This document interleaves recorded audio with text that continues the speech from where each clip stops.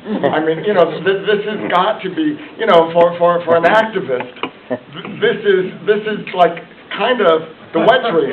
You know, I mean, this is the total wet dream for any activist out there, is to like get in a fight with Larry Kramer. And I say that not because I'm afraid of Larry, so if any of you talk to him, say, bitch is not afraid of you. But because I know that I can. Because I know that there are enough people behind me who have been there, who I owe my career, not my career, this is my life, who I owe my life to. And I am that generation of gay men, like all of us, I think, here, many of us here, who I never had to live my life in the closet. I got to live my life out of the closet. I got to live my life as this humongous queen since day one. And I am very, very, very, feel very grateful for that. But anyways, just so you know a little bit about me, if someone else join us, so please introduce yourself. Sure. My name is Victor Martinez. I'm from Los Angeles. I work at San George Family Center. I'm the Deputy Director of HIV and AGING, and I've been living with HIV for 29 years. And we've known each other how many years? Yeah, 29 years probably, yeah. Yes. It's been about that long. And so, talk to me. I'm wondering, does Jesus, you kind of inspired this meeting, so I wonder if there's a few things that you'd like to make sure get covered, and then if there's things that you want to bring up. Sure. I think I was very, very excited before anything else that you really started to interact with the people in social media. Because many people, for the first time, I think, they saw you really, really answering almost like every question, and people got really excited about that. My role was being one of the administrators and also the founder of this group, that we have close to 5,000 people. It has a huge responsibility because I cannot just talk about what I think or what I feel.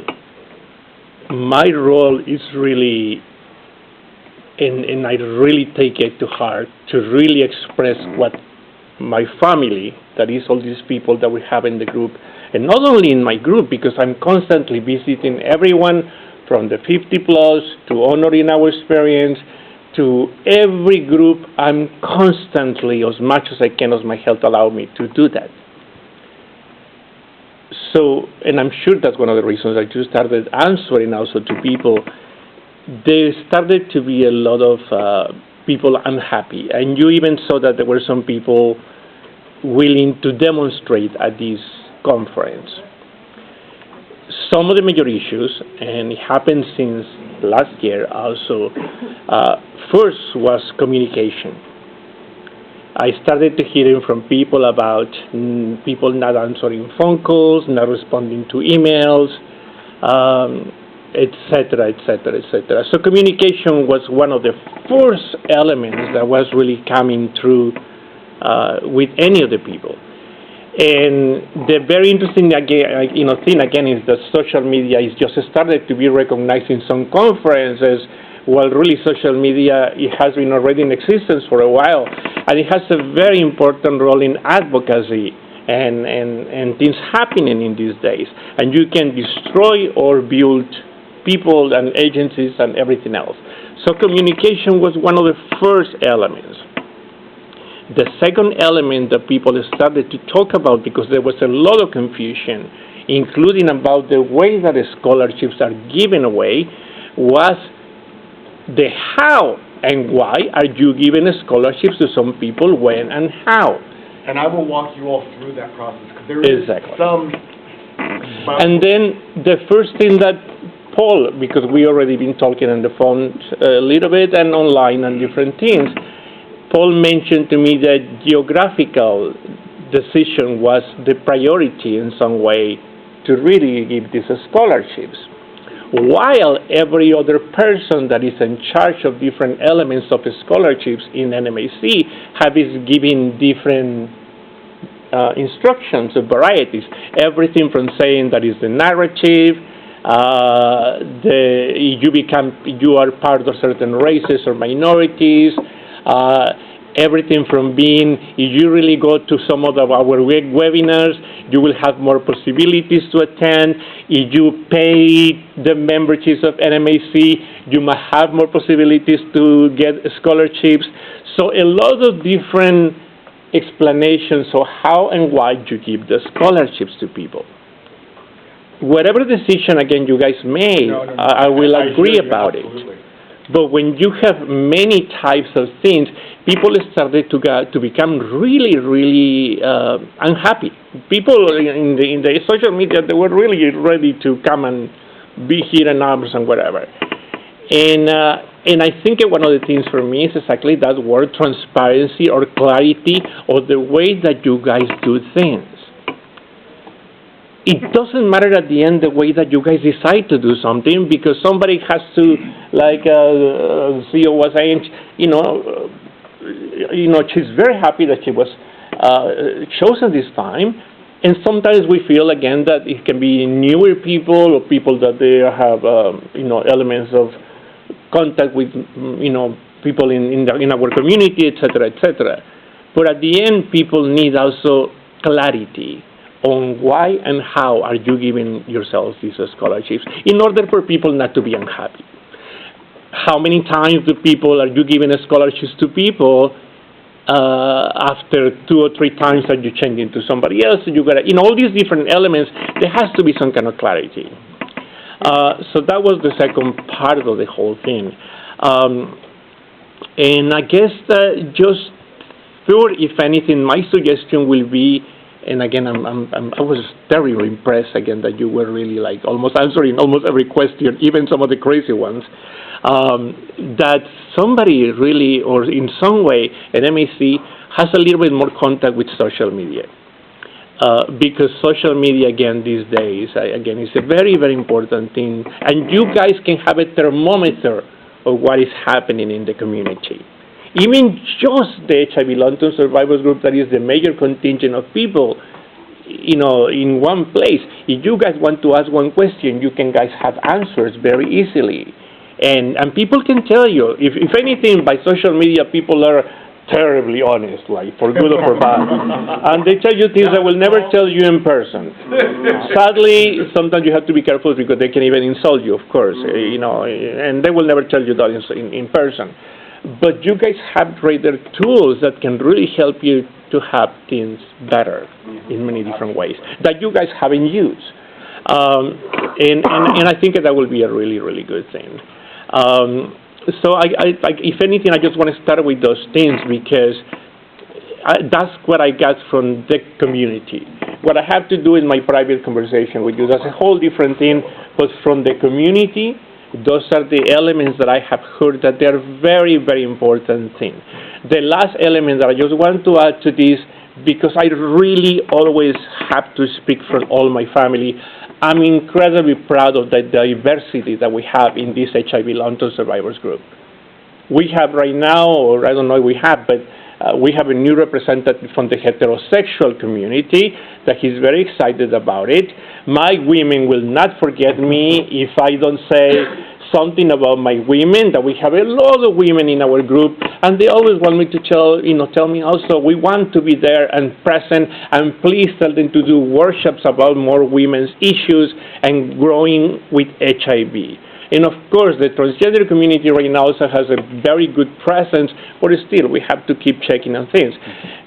Do we have issues regarding to immigrants? I was an immigrant once, and I came to this country, and I got infected here, but I would love to see things about immigrants. So if anything, the group is very diverse, and I think also that will give you, again, a thermometer to also keep checking out on the demographics and the needs of the community. So I offer you these tools that they're there. I can help you in some way, too. So. And let me just say a couple things quickly, and then I'll open it up to other folks.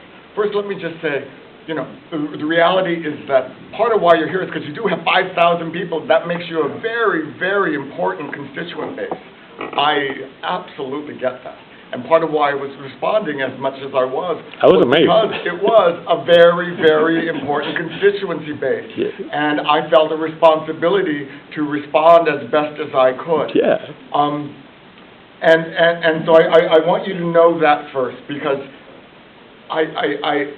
what I'm always afraid of, as you know, somehow a community feels like they're being slighted, and that was never our intention. And so let me talk a little bit about some of the things that you talked about, but let me also say this will be my commitment to you, is that next year we're going to put out a newsletter that's going to explain how we're doing our scholarships. And it's going to explain all the priorities, and they are different. And I think it is unfair to ask. This year, I don't know if you saw, we shared with everybody all the demographics, and as you could see, we have a lot of different constituents who are checking for us to make sure that we have the trans men, and to make sure that we have two-spirited people, and I actually liked doing that. I thought it was a really good exercise for staff. I thought it was a really good exercise for us to keep us real. But I think that that's different from putting out how we're making decisions. So let me tell you how we make decisions. And it's not always the same, but there are certain priorities that I think are important to understand. The first one is that we try to limit the scholarships to one per agency. So we don't give any more than one per agency, just because we didn't have as many. Although this year we were able to give out 425 scholarships, which was a first for us. The second thing, and this has changed, is that in the past we tried not to give scholarships to the same people, but then what we realized is that we lost the continuity of leadership that we so desperately needed. And so part of what we do is we set aside what I call a certain percentage, and it changes every time, of returning folks. And then the majority are going to be new folks. But there is absolutely, one of the things we want to talk about is this is a long-term commitment.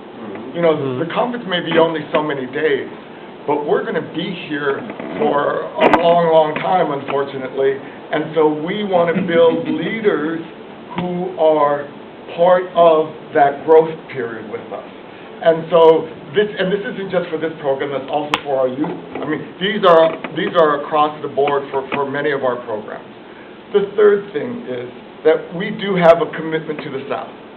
That we unfortunately think the South is going to be driving this epidemic, and so there is absolutely a regional issue here. And I want you to know that the priority for us is making sure that there are people from the South, making sure that there are people who are so Dr. Fauci talks about the fact that there are 43 jurisdictions in America that are basically driving the epidemic. And so our goal is to make sure that we have representation from all of those folks, because they're the folks that we need to build this leadership on if we're ever going to get to treatment as prevention, if we're ever going to get to U equals U, and if we're ever going to end the epidemic. And so there is absolutely a geographic, and if that wasn't clear, I'm sorry. I'm going to stop you really fast for one important thing. You mentioned some very important elements, but one of the very important elements right now is the HIV long-term survivors that we haven't get sometimes even the acknowledgement from many places, and you didn't mention them. Because I wasn't finished. Okay, good. Yeah, I'm sorry. No, I thought maybe that was the list of elements that you were mentioning. Well, now I'm because you mentioned this. And the HIV long-term survivors. Of course. I'm just teasing. What I'm going to say is this, is that all of these scholarships are about HIV long-term survivors. And so I assume that was kind of I assume that was kind of at the foundation. Now, there are some providers that we use a scholarship also because we feel like the relationship between people living with HIV and their providers is very important. But the vast majority, we say 90%, at least 90% are for people living with HIV over 50. and 90% of the all of those 425,000? No, I'm sorry, of the scholarships set aside for this initiative. So we have about, let's see here, about 5 or 6 different initiatives that happen. So we have an initiative for young people. And even in that young people, there is absolutely a priority to have young people living with HIV. But obviously they're not going to have. And we have social media fellows. And in the social media fellows, you wondered why you got it. Let me tell you exactly, because I know why. You got it because we wanted to do half of the people who knew nothing and half of the people who had some experience. Because we felt like that interaction could be really valuable in terms of newbies and people who don't know anything about it, and bringing them together with people who have had some long-term experience. And so that's why you wonder, like, this really isn't my expertise. Why did I get this? Well, why you got it was because you were a newbie. And that's the other thing, is that we're not, and I think it's really important to acknowledge this, we're not choosing, if you could be a leader in your community, this is not about necessarily being a leader in your community. Because you're not a leader on social media, but we chose you just because you weren't a leader on social media. Yeah. And so I think it's really important to understand that we also have a responsibility to not just acknowledge the leadership, but to also try to identify new people who are coming up, who can grow the field, as they say. And so I do know that people see scholarships as a reward, but there are a lot of newbies who get scholarships who aren't they may not have been in this field this long. That is particularly true for almost all of our programs, that we really try to look for that balance. Because NMAC is a long-term goal here. And what our long-term goal is that we're trying to build a movement. And we're trying to build a movement working from the different areas.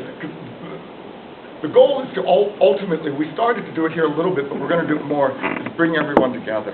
So that we want our youth to be together with our over 50 living with HIV, to be together with our social media folks, because it's going to take all, with our trans, we gave out, there was a special delegation of 30 trans scholarships that were given this year.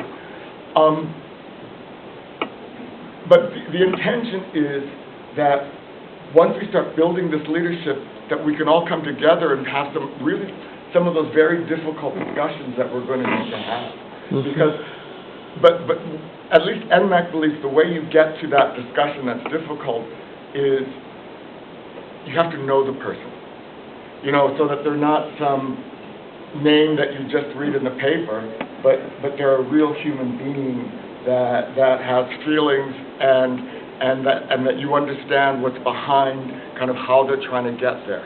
And so the goal is to bring all these different constituents together, because in about 6 months we have an impossible decision that we're going to have to make. And I have to tell you that part of why I'm doing this is because I need to know what we're going to do, and I don't know. In about 6 months, we're probably going to see a federal plan to end the epidemic. They're not going to be getting any community input. This is very confidential, behind closed doors, and I haven't said this publicly. And then the community has to ask itself, is it going to work with this administration to end the epidemic, or is it going to say, fuck you? And the challenge is that if we say, fuck you, there will be, and wait till the next administration, there will be 100,000 more cases of people living with HIV. And so we have to balance the 100,000 new cases with this is a fucked up administration that I don't want to sit or work with, and have what I think is going to be a very, very difficult conversation. And I don't have the answer. I am of the belief right now that we work with them until they fuck us, and then once they fuck us, we fuck them back. But I would appreciate if you could tell them that. But just so you know, we've met now with Azar, the Secretary of HHS. We've met with the ASH. We've met with the Republican Party folks. They want to meet with us for whatever reason, because they think they can take this and get this as a win. And that's kind of what makes this so icky. But I guess, can we allow them to have this win as long as we end the epidemic? I mean, these are the kinds of really difficult, at our core as activist questions that we have to ask ourselves. And part of the building the leadership and part of the dialogue that we're having with everyone is about getting to a place where we aren't going to have agreement and we have to talk about it. And so that's why this meeting is important to me, because the solution will never happen without you. And if you know, and I know that as the activist you know that, but I will bet you there are a lot of people living with HIV in the community who don't know that, who don't have an understanding that they are the solution. They, the solution, what's amazing and wonderful about the solution is it not only helps the individual, but it helps their community. And so, figuring that out without, and also let me say this, I think I wrote it recently, we also can't shame people who can't get to undetectable. Because not everybody is going to be able to do that. And that may not be a realistic expectation. And so we want to support people to go where they are and to understand that medication offers them real alternatives, but we also need to be sensitive to the fact that people are where they are right now. And it's not a short-term battle, it is a long-term thing. And so these are all the interesting questions that I'm looking to answer and the stuff that I want to talk with you all about. Let me just get to a couple of other things that you talked about. Communication, I agree with you. We are not on social media the way we want to be. I'd like you to meet Chip. Chip runs communications at NMAC. And I think that it is a very, very important consideration and something that, so let me say something just a little bit about my social media. I'm so old. I'm learning, okay? It's one of those things where I'm really good at email. If you email me, I will get you an answer. Any other way, and it's a little bit more difficult. I'm trying. You were doing very well. I'm trying. It's one of those things where I am absolutely trying, but that's not an excuse. And I know that's not an excuse. And so that's why Chip is here. Then the other thing was the transparency. I absolutely agree with you. I think transparency is so critical. I think it's the only way that, if you can't be honest and have transparency, then it's hard to build trust. And that's what we ultimately want to do here, is that we want to build trust between all of us so that there are going to be places we disagree. Let's own the fact that we're not going to agree on everything, but that part of building trust is how we can maybe get through some of those disagreements. Mm-hmm. So, let me open up to other folks. Yes. If I may, just because I'm going to have to get going here for a number of reasons. What I want to say is, what you're talking about in all of those points is accepting an imperfect solution. That you can't shame people for not getting to undetectable. The question about, are we going to work with the Trump administration? It's not going to be a perfect solution. Communications, not a perfect solution. The process of scholarships, not a perfect solution. But you also gave the answer to the problem, trust. So we have to accept that there are going to be imperfect solutions to our demands and to our needs. And we have to trust that together we can arrive at an acceptable solution to these very pressing problems. Bye, Rick. We love you. Thank you. Feel better, honey. You look at another person I follow on Facebook. I know more about people's lives through Facebook these days. It is fascinating. My mom says hi. Oh, good. I think you have some good ideas, Greg. Well, one of the things I wanted to say is I just think it would be because that's a very specific issue, the idea of scholarships and everything, and it's a process that unfolds. I know that when we were doing the reunion project and the roundtable, we kind of went to this very diverse committee and were like, would you do it? I think because they were just afraid of doing it wrong and did not want to be hurting people's feelings, so they kind of like charged other people for doing it, because you know you can't win. Every single person deserves, who really has the passion for it, deserves to be in the room, and you just can't. You can't fill it with every single HIV positive long-term survivor.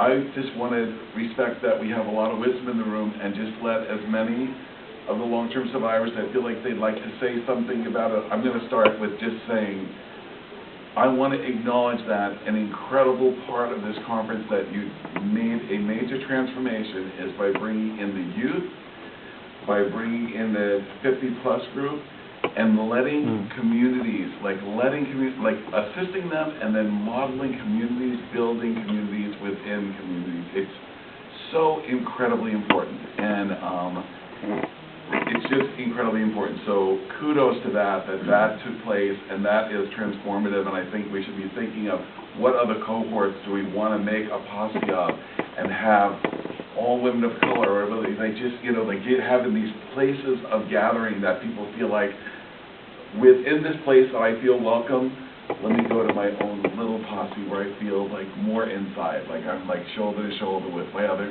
girlfriends or my buddies. Really important. So I think we should, is there other stuff that people want to cover here or have a contribution about?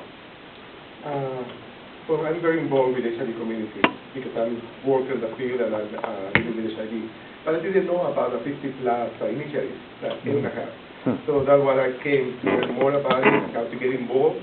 And also something that I noticed is, somebody mentioned already, that Spanish-speaking community. How to make sure that the Spanish-speaking HIV positive long-term survivors have a voice in this field. Yeah, absolutely, absolutely. It is, well, that's more Santa's issue, not mine. But anyway, yeah. So, Either one. oh, I'm sorry. I didn't even realize you were waiting to speak. First, there is someone who is missing from this table, which is the perinatally infected long-term survivors who are now potentially 35. Yeah. Where do they fit? They're not over 50. And we don't even have a damn clue from a clinical perspective how their aging is impacted by long-term survivorship. So, and we try to make sure they have a voice and they feel included within the Facebook group. So do know that in our youth group, we always choose perinatally infected kids. And so there's always at least one or two. There's not as many kids growing up, but we go all the way to 25. And so. Yeah, and thank God there aren't very few now young people for whom that's true. But I just wanted to point out that we don't have that person here at the table. Not through anyone's fault. I mean, because it's the way it's titled, it is what it is. Yeah. The next thing is I would like to thank you for the plenary today, which was fantastic. I actually had to leave before the choir started singing because I was bawling. And I kind of hate musicals. So. Don't take away my gay card. I was going to say, you just lost the card, honey. I know. Well, as long as I don't have to give back the toaster, I'm fine. So no, that was wonderful. Can I just say something about today's plenary? It was about a commitment that I made last year. And you know that, right? That this was so last year I did a similar meeting like this with the group, and I said, how can I help? And the first thing that came up is, well, God damn it, we need a plenary. We haven't had a plenary and blah, blah, blah. And I was like, you're right. I will commit to that. And so please know that was absolutely, and I thank you for it, because I think we had a great plenary because of this. But it was absolutely the group's advocacy that made that happen. Then, talk of the end of the epidemic. while of course I can't ignore that, and I don't ignore prevention, and my work, although it's primarily with people who are living with HIV, intersects with prevention, and I constantly, although I personally haven't done a test in the lab at Palmetto in over 3 years because I simply don't have time, I keep, a hand and arm in with the prevention folks and constantly am aware of what they're doing. So I don't want to say I don't care about end the epidemic, but from a personal perspective, this epidemic is not going to end until I'm dead.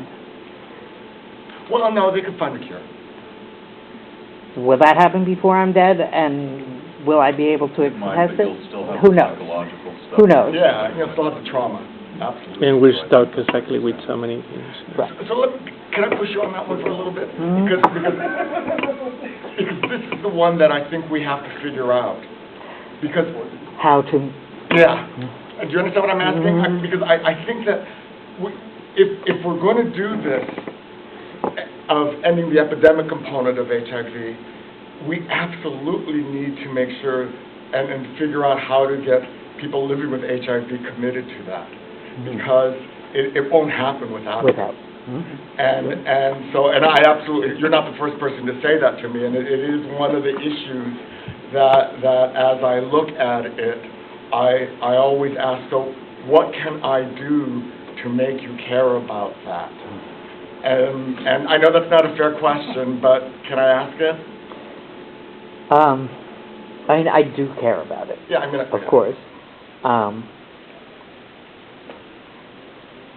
Making it very clear that in discussions of ending the epidemic, you are not forgetting those for whom the epidemic will never end. Even if there's a cure tomorrow, there is so much damage to every organ that the epidemic will never end until I die, for me.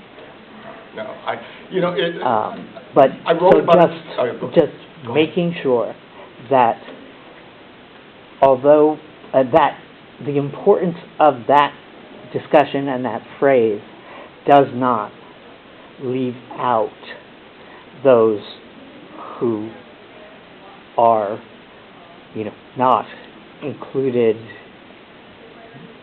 at least until there's a cure, in that phrase. I know a lot of other long-term survivors who just, it is going to take work to make them care, because they just say, that boat sailed, I'm not worried about prevention because it's no longer relevant. I absolutely hear that, and so, that's one of the big issues. So I think just more effort to really make it clear that there needs to be inclusion of the long-term survivor community, and that the wisdom, the efforts, the advocacy, the stagecraft of ACT UP membership is all going to be needed desperately. Absolutely. To make that happen. Can I? Just one second. We skipped over, so I don't want to make. Just as observations, we hear both sides of this. There would have been good to be upfront, because, like he was saying, some people are saying that it was geographical. Yes, it was geographical because of the hubs. Nobody heard that side of it. They just heard it was geographical. Somebody heard all the old-timers are not getting scholarships because they want to bring in fresh blood. It makes sense to mix it up, because you got to bring the next batch in. You got to invest in the people who are going to be doing it in the future. Me. Long-term survivors as a whole have been mentioned in every single presentation and every session I have been in. Because at one point or another, they have turned around and said, who's been living with HIV more than 20 years? Who has been? And we have been acknowledged in every session that I have been. Can more be done? Always. Always. let me just say on the workshops that you probably attended some of the workshops for long-term survivors, and that was put together specifically by the graduates of the program, and so that's part of the part of the thinking that we're having right now is that we're going to move the long-term graduates into a different place, and we're going to have them do workshops. We're going to have them put together tracks. We're going to have so that it doesn't come from NMAC, but it comes from the people from the program. That's also, just so I'm clear, we didn't get to do it this year, but my commitment to you is that the people who will review scholarships next year will be graduates of the program. Because I think that it is essential that people who know the program identify the scholarships.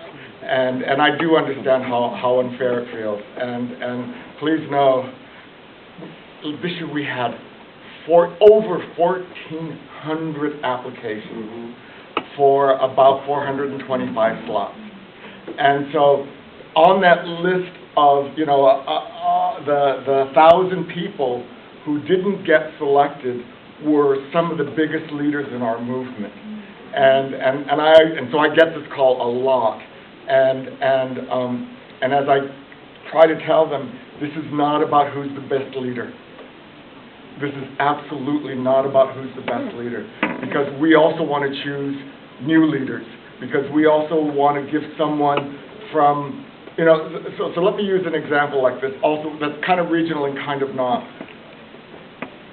If you're living in Mississippi and you're a black gay man and you're the only place from this particular region of Mississippi that we got, I got to tell you, you're probably going to get a scholarship. And it has nothing to do with anything other than we need to start building leadership in Mississippi.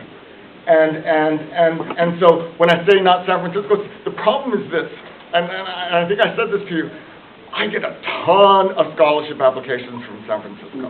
And I mean a ton of scholarship, and from LA and from New York. And so those areas are much more competitive, because there are so many seasoned, well-known, established advocates from those places. But the Mississippis, the Alabamas, the Louisianas of the world, I don't get as many. I really don't. And I don't look at the Mississippi person equivalently to the San Francisco or to the New York or to the LA person. I don't. And that's what I was trying to communicate to you, is that right now, if we don't figure out how to build leadership in certain regions of this country, we're never going to end the epidemic. And that, unfortunately, a lot of it, I don't know, I put in one of the newsletters recently, the 10 top cities of prevalence in the United States. 9 of those cities are in the South. And 1, Philadelphia. So, and so that's part of the thinking, yeah. Did you, and with all my respects, and maybe that is the focus of NMAC, but then I have to see it in paper written that way. You keep mentioning the ending of the epidemic. But also, again, the demographics of this country right now, we have in USA 50% of the population over 50 years old, and San Francisco has almost 70% of the population over 50 years old. And this population, once again, somebody was asking me today, what do this population want? We haven't even heard from anyone, neither a government, pharmaceuticals, agency, sometimes a simple word of saying, I'm glad you're here. I'm glad you made it. I'm glad you're alive. I'm glad you're not dead. You cannot make sometimes people just worry about the ending of the epidemic when there's half of the people of this country that feel that nobody cares about them. This is the first time that on top of homophobia, racism, transgender issues, and many other issues. Now, how we have now the ageism. And ageism is hurting us much as any other issues. Everything for me, in order for things to work, somehow NMAC and many other places keep separating a lot of youth and the elders. We are trying to get right now resources to try to grow older because many of us, we didn't prepare for that. What many people don't understand, and it's not written everywhere and everything, that if we make things ready for this community, everybody else behind, including the newly infected, they're going to have things ready for them because they're going to grow older. But right now, people are not seeing it that way. I went to a workshop today, and it's interesting that CEO saw the other face of it. I went to a workshop from, I think it was BIB, that the title says something like mentorship, growing older, and youth, or something like that. So I thought, and youth? Oh, you. Oh, you. I have an accent, by the way. Let that score. I have an accent, by the way. And when I got there, I saw mostly young people and a few of the elders. But almost literally, what they told us, what I heard, is now that and it's curiously because he was also part of the plenary right now a little bit, now that the older leaders are gone or ready to retire or something like that, it's time for the youth to step up. Are you ready? Sadly, mijo, I would love it to think that everybody is concerned about what's happening with the growing older population. The reality is that it's not that way. Oh, no. And the leaders that we are still part of the growing older population and long-term survivors, we still need these leaders. And we still need these people fighting. Let me just say a couple things about plenary. Oh, go ahead, please. I just want to, about talking about, like, it's a challenge to find people. There's so many people living with HIV, including conference sites in our areas. I know, like, where I live, there's, just on Long Island, there's 10,000 people. And I go to the committees in my White Care Network, and I've been doing this for years. It's always the same people. And we're getting old now, and the young people aren't coming in. And how do we find these people that don't know about the Care Network? They don't know that they can participate and make a difference. They don't know about these conferences, and that their voice can help end the epidemic, even just if they make a local political visit. I find that challenging to get these people motivated. They just don't want it. Some of them just don't want to be bothered. They live their lives. They feel like their HIV is under control. There's nothing to worry about. To me, it's like I just want to shake them and say, don't you realize, you know, you can have a voice here. You may have a powerful story. You can get involved, but they just don't want to. And I find that a challenge. I just find it, you have to excuse me, I'm staring, because you know, when you follow somebody on Facebook a lot and you read all of their Facebook posts and then you meet them in person, Most of mine are at the beach with my boyfriend, shows that we go to concerts a lot. Yeah. And it's so funny just to kind of look, oh, I know what it is, because I know these other things about you, and so no, but I agree with you, and that is why we have the youth program. I mean, to be really honest with you, because we are very, very afraid. I just wanted to quickly say, we do not tell people what to say at the plenary.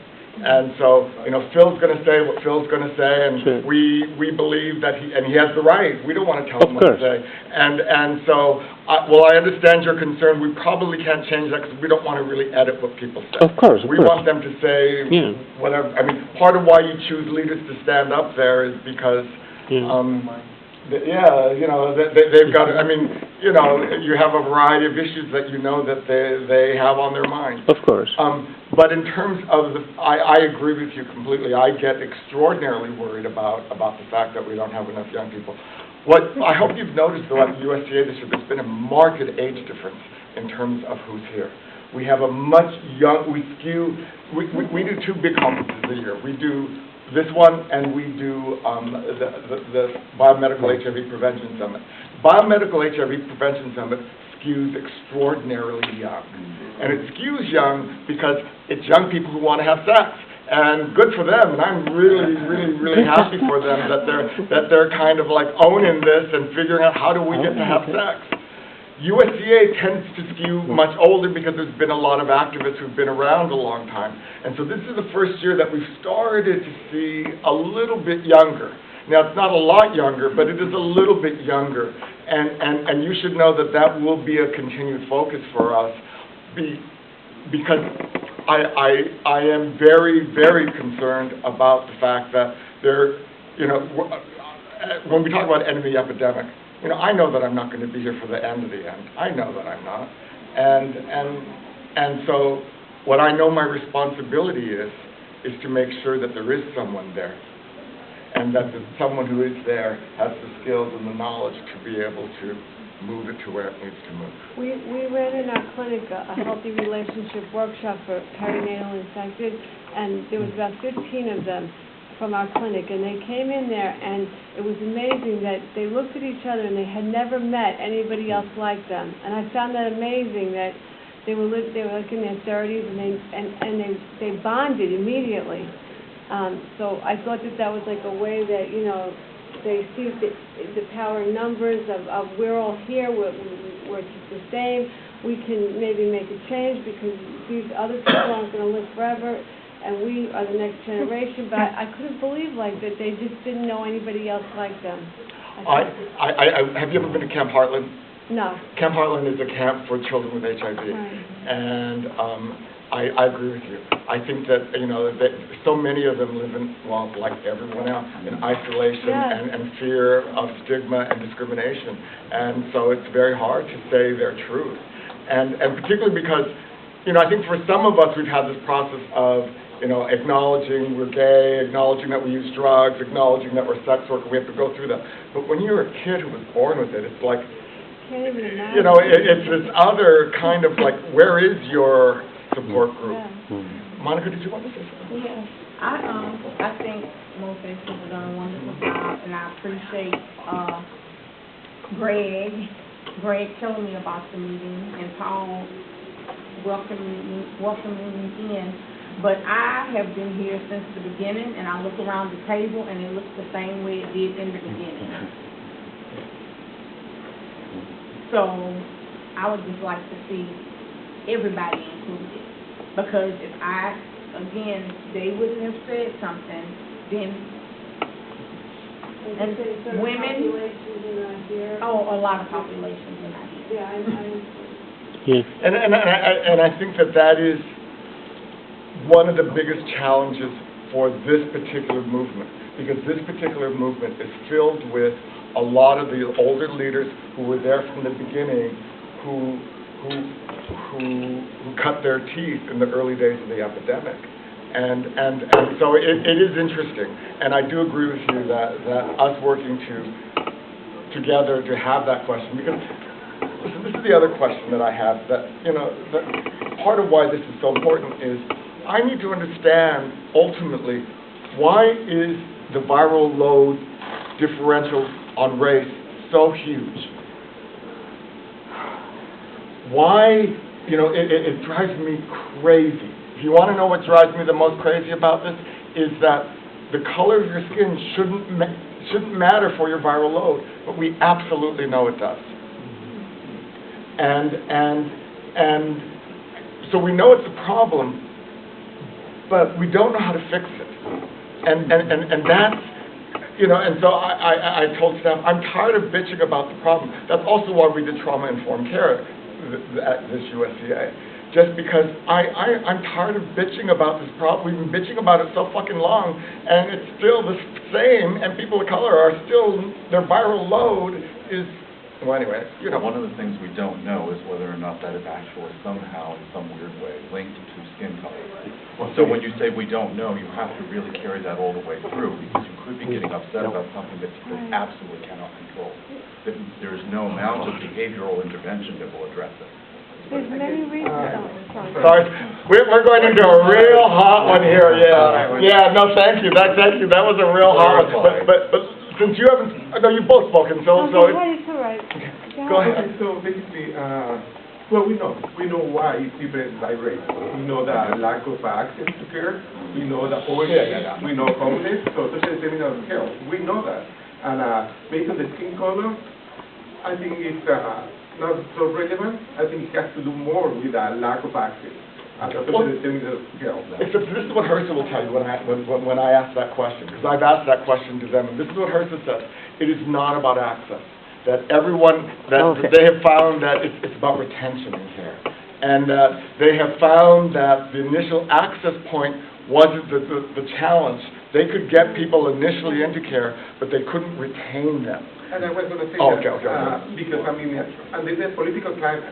I mean, just 2 weeks ago, we have a new patient, and when the case manager asked for the approval residency, this guy ran out of that clinic instead of asking a different way, because we don't care if they are documented or not. But when this patient heard proof of residency, he thought that we were asking for that green card, and he just ran away. Yeah. And then lastly, I know sometimes it's difficult to have representation at every table, but at the plenary today, I didn't see my people represented. There were no Latinos in the panel.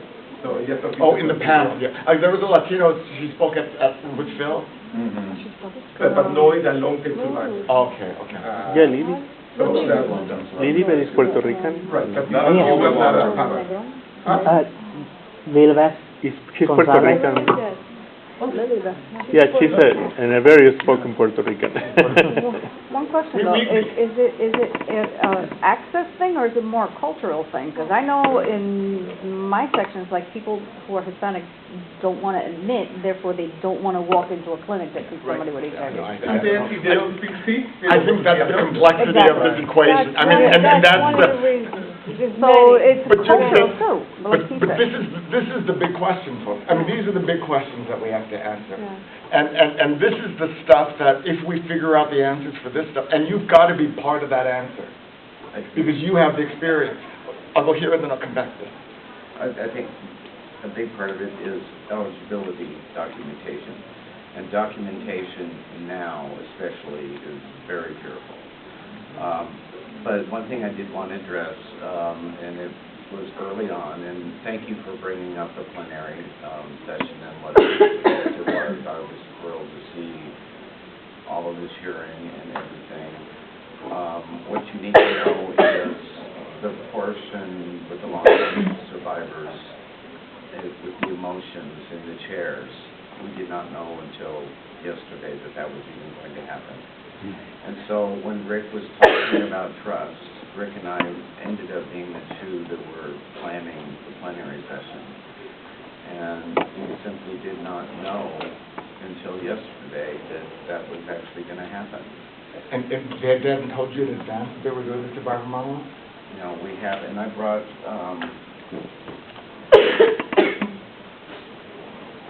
I know the reunion project was supposed to be involved with it, and then that was pulled. I brought all the paperwork that we had done and had intended to mail it back to myself, to show that the work had been done and how much work had been done, hours and hours. Because I was told that you all were involved, and so that's, yeah. On the phone and whatnot, and then we heard nothing for like 3 weeks. And it was only until yesterday that we found out that was actually going to happen. I think that relates to your communication issue. Yeah. And I'm thrilled at how it happened now. Rick was not thrilled, and I understand, and he has some other things, as he said, and that's why he had to leave early as well. But the trust part is big in that. And Can I ask you a question on that one? How could we improve this? Is it about creating group communications? Is it about what regular conference calls? What would be helpful? Just a simple, yes, this is happening. I sent emails to Sable, because Sable was, and Moises was involved until after Amsterdam. But So, but they were not getting answered. The communications were not getting answered. And the last thing that we heard was, well, we're having a little difficulty in getting the diversity for the emotions that need to be talked about. Well, when it all came together, it was more about what somebody else wanted, and Rick was the creative director for the thing. He said, these aren't the things we talked about. And so he actually wanted me to take his place in his chair. I couldn't because I didn't know what the timing of the whole thing was, and it was all. I want to piggyback on you because we were told that Reunion Project was going to work with 50 plus and make this plenary happen. And then what people, and I know that some of the folks from Reunion Project, they felt discarded. They felt like, be here, do something. And then, no, we have to say goodbye to Phil Wilson, so no, you can't. No, we brought in Larry Kramer, so he's going to be the long-term survivor, so you're pushed aside. And so it's like being minions that are like, no, we don't need you. Like, do everything, no, we don't need you. And they felt like the commitments weren't kept. Well, yeah, the Larry Kramer thing, that was a disappointment, and it's understandable. The change, and Moises was very good at expressing that in the email that he sent out. And as we were able to move the LTS plenary to Saturday. Can I ask a question? And please, I'm going to push on this one. Why did you email or call me? Because we thought it was being handled by Sable. And let me ask this, because I think that's also true with some of your concerns.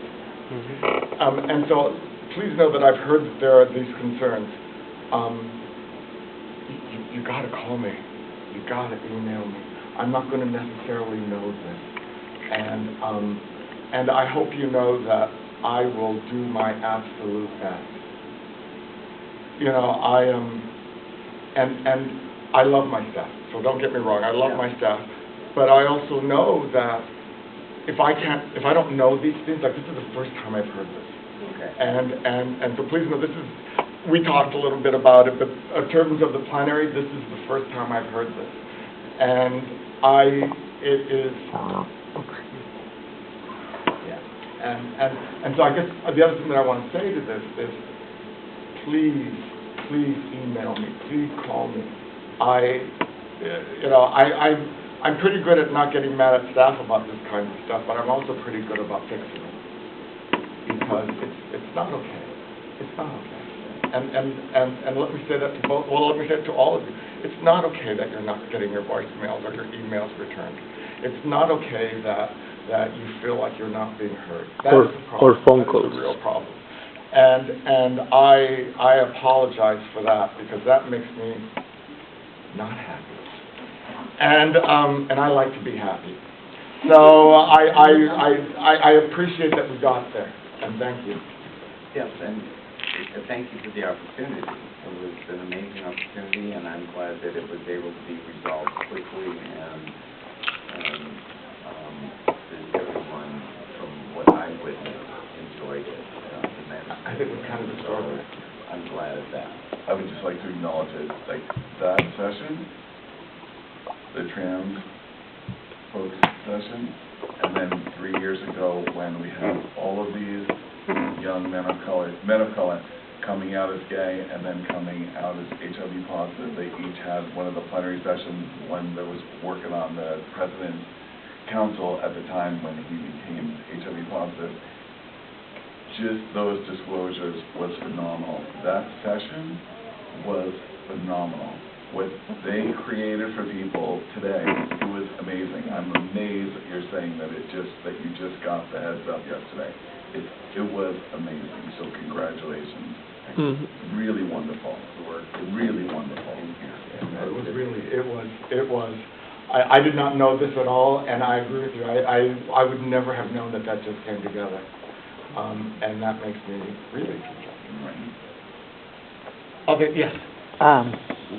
I haven't asked, basically. Okay. This is this is a really good, so just so you know, this is when they made the ask last year. This is a good time to make an ask. Okay. So, last year, I sort of felt included and got a T-shirt from the HIV plus, the 50-plus strong and healthy, mostly because I know Fernando de Oro from a long time ago.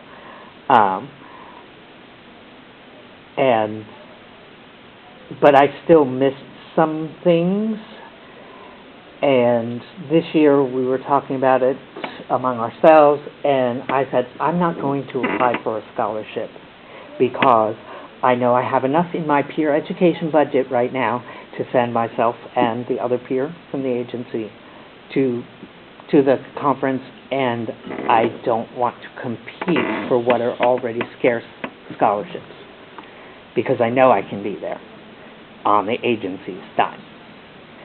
Thank you. Whoever got that scholarship that I might have got, I hope you made the most of it. But I think I know where you're going, yes. so, can that program, and I realize that there are some activities that need to be perhaps restricted to the people who get scholarships in order to grow that group and to concentrate that group. Can that program as a whole be expanded to include, we're quickly approaching 60% of this damn epidemic being over 50. I think you're asking the exact right question. From my perspective, yes, I do need to talk with Moises, just because this is not one that I feel I wish empowered Moises was here. to be able to make. And usually I can answer them, but this one I think I need to just check with him. But part of it is, and just so you know, my thinking. My thinking is that if we're trying to build a movement, we've got to bring the former people back in, or else, you have these people out there, and part of the goal is to build a community who can talk to each other. Mm-hmm. Part of the goal is to build a community that can network beyond their local communities and end the isolation. So yeah, no, I will absolutely bring that up to Moises. And could you also do me a big favor, honey? Could you send me an email too? Sure. Sorry, an email. Don't put. I have to write that down. Email, and I'm very good at email. I'm very, very good at email. And I am. You know how technology is of that generation. Yeah. I am of the email generation. It's like my mother could never understand a computer. She is of the typewriter generation. And so I'm learning, and I'm trying. I really am trying social media a little bit more, but not quite as good at that. My original question was that answer when I asked about how to get more involved and about the involvement of the Spanish-speaking long-term survivors. You refer me to Moises and his son. So I don't know if you have the answer to my original question. Oh, yeah. This is what I'm going to say, and it's not. I don't mean it this way. For the Spanish-speaking components, I try to leave them to Moises. And just because that's his skill and that's the focus area, I'm going to need to ask him about that because I don't know the answer to that one. This is what I will say about it though, is that I do know that for Moises, it is a priority population, and I do know that we have been frequently criticized for giving too many scholarships to Latinos, and so the problem is everyone, if you don't get a scholarship, it's because we don't like Latinos, or we don't like African Americans, or we don't like white people, or we don't like, and it's almost impossible. And so that's why we put out the demographics, so that you could see what percentage, so that there were white people, so that there were Latinos, so there were African Americans, and so that there were Asians. I don't know if we had a native. Do we have a native in the over 50 group this year? I don't know. Yeah, I don't know. Was there? There was. Oh, good. Oh, good. And those are always the hardest. I should also say, because that also makes a difference. If you are, of what populations that have a lot of people over 50 living with HIV, versus if you're like Native American where there aren't that many, we also want to make sure that we have that ethnic diversity too. And so